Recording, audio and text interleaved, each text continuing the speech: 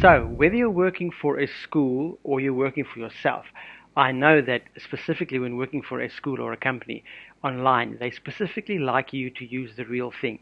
And this means using props and using realia. Now, what does that mean?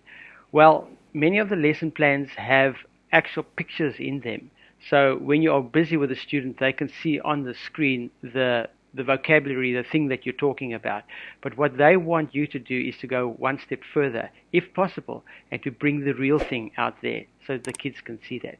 So what I would suggest, if your son are doing things like sport and you are talking about table tennis or ping pong, that you actually show them a ping pong bat, even if they know what it looks like. It just makes the impression last so much longer.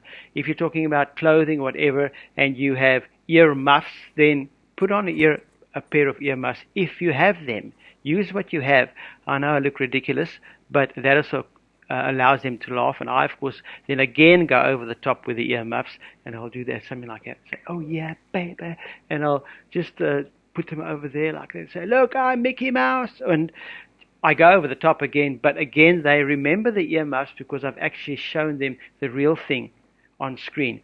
Another thing that works well is when you're doing doctors or hospitals or something like that, and you're busy with medical things, and you actually have something like a syringe like this, and you can show them the needle close by.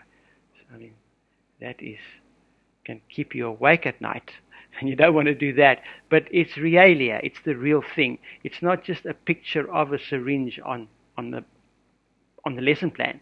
It is actually a real thing, and you can also then again go over the top and say, then you go to the doctor, and then the doctor, oh no, and you sort of make a bit of a spiel of it as well. So the good thing is to always try and have the real thing, the realia, with you. If you're dealing with musical instruments, have one.